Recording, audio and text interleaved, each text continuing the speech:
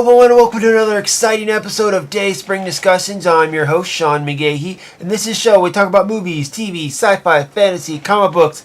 If you geek out about it, I'm going to talk about it. Now, we are here on this very rainy Saturday afternoon in Austin, Texas. That's right, Hurricane Harvey has made his appearance in the town of all things weird. If you can hear it in the background, you might be able to hear the rain actually hitting against the window here. So if that interferes with the audio, I do apologize. I just came back from the back. Part of my back fence is coming down, so I had to go tie that together. And while the rain's pouring down, and my backyard is a monsoon. And let's not forget, in my front yard, I got a little baby tree that looks like it's about to blow all the way to San Francisco. It's just bending like Beckham here. It's trying to hold on, but I don't think it's going to make it. I might have to take that one out. But nevertheless, we persist. That's right. I am here to talk about X-Men.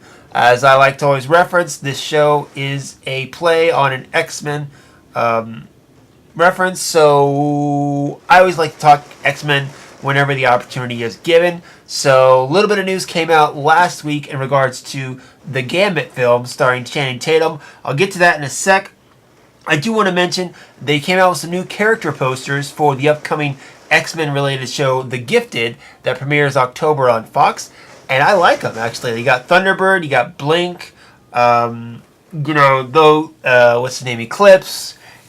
These character modes are actually pretty cool, and from what I hear, they got some people got a sneak peek of Gifted already, and they're saying it's pretty decent. To me, it just looks like another version of Heroes. I mean, literally, I was thinking about that just this morning, how much this show reminds me of the NBC show Heroes. You got a dad who hunts down mutants.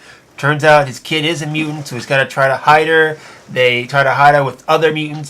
To me, it sounds very similar to Heroes, but as long as it's entertaining, I'm all about it. So we'll wait and see where that one goes. But like I said, today the main thing we're going to be talking about is the Gambit film. So Channing Tatum was on the interview circuit promoting his new movie, was it Logan Lucky? And he was speaking with Hey You Guys, and he revealed to them that after quite a few delays, the Gambit movie is essentially starting over from scratch. So with this film, it was officially supposed to come out in 2016, but it got delayed and kept getting delayed. The project was originally set to be helmed by Rise of the Planet of the Apes director Rupert Wyatt. He left the project due to scheduling conflicts, and then Edge of Tomorrow's Doug Liman hopped on. He left the project earlier this year because he couldn't, quote, connect with the script. And then also, Spectre star Lea Seydoux was on board to play opposite Channing Tatum as Belladonna. Now, all this is pretty much... Now, talking with Tatum, he said, quote, "We lit a fuse on the... I think we got lucky. We got hit with some setbacks, and it was all for a good reason. We were trying to do... We kept running into the same problems, and then Deadpool and Logan came through and kicked the doors down. Started over." So, as of right now, the Gambit film has no release. Expand on what Mr. Tatum, I think, is trying to say, and of course, you guys fire back and let me know what you... Very much Deadpool, I think, completely affected the Gambit film. Was set for like $150 million budget. Deadpool comes out with a... destroys it. So at that point, 20th Century Fox is scratching their heads like, wait, that completely put the brakes on the Gambit film and what was going on with that story about centered around one character, which is very different from what the X-Men stuffed in some of these movies sometimes. That sometimes you lose sight of the personal journeys of central characters. A lot of people are saying, oh, they were rated R, that's why they're good. Bullshit. Okay, they were... With Gambit, like I said, it was, a big bloated film that will make a good movie for less. I think they put the brakes on everything in regards to the Gambit film. But to be honest, I was actually looking forward to what they were putting together.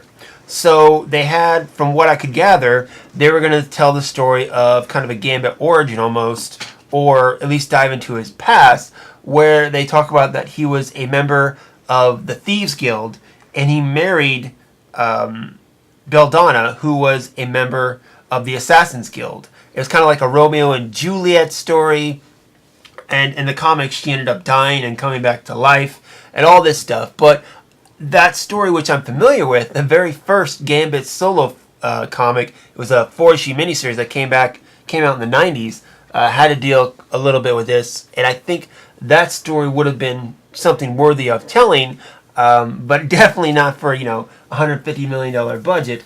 The actress Lisa Dux, who was, supposed to play Belladonna, she definitely had the look. I don't know, I wasn't a big fan of Spectre, but, I could see her and Tatum possibly working well together. I don't know, I haven't seen enough of her to really say, but, who knows. The way the film was shaping up, I liked how it was going. Now, when I was younger, I was a really big fan of Gambit. I liked him a lot. He was my favorite X-Men. Then I grew up and kind of got out of that, and now Cyclops is my favorite. Call it me maturing, possibly, but I always liked the character of Gambit. I always thought he was so cool and a bit mysterious, kind of the same vein as Wolverine. Of course, he was a big hit in the 90s because of his edge and all that junk. But when Channing Tatum was cast in the role, I thought it was, an okay casting. He's been doing a lot better lately. Roles like 21 Jump Street and Firefox, or whatever the drama he did with Steve Carell and Mark Ruffalo. He did a good job in that. He's definitely gotten better as an actor. When he first came on the scene, I thought he was horrible. Absolute complete shit. I hated everything he did. He was, just another pretty boy.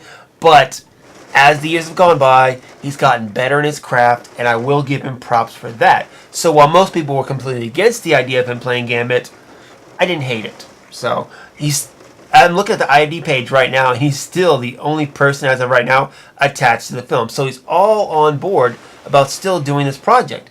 And for that, I'll give him props for it. It's gone through a lot of setbacks, not to mention the current rewriting they're doing with this film, but he still seems passionate about the film, so I will give him credit for that. I think another thing that happened in this film is just the landscape of X-Men films in general.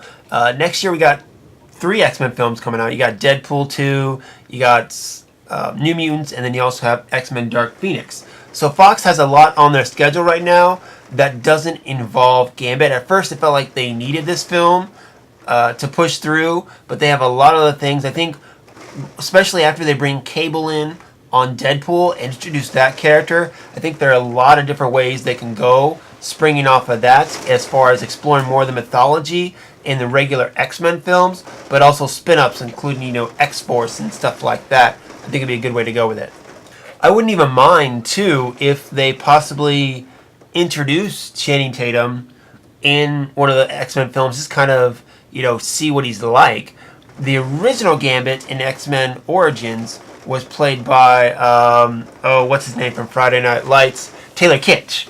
And I thought he did a good job. Granted, the film was crap, but I thought if he would have stayed on as Gambit, I would have been fine with it. But again, like I said, I'm fine with Channing Tatum taking over the role too. Not my only concern is the Cajun accent. He's got to nail that Cajun accent. It's all about that Cajun accent. I've never heard Channing Tatum do a Cajun accent before, but if he can pull it off, I think he can pull off the role. For now, we'll just have to wait and see how this thing develops. Like I said, Fox has their hands full. They have several X-Men movies they're trying to get out right now. They got a television show. Hopefully we got more stuff on the horizon. So we'll just have to see, what happens. But I think as of right now, again, nailing the script is the first part. It's like any good film, you have to start with a good base. You have to start with a good script. Then you have to get the right shots when you're filming. And then, of course, your editing is going to be crap unless you get those 2 elements that work.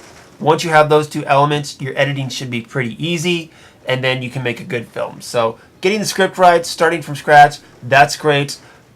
If Channing Tatum jumps ship somewhere in the process, that's fine. Personally, I don't think anybody's too excited for a Gambit film except hardcore Gambit fans. I'd be interested to do the backstory they were talking about with him and Belladonna.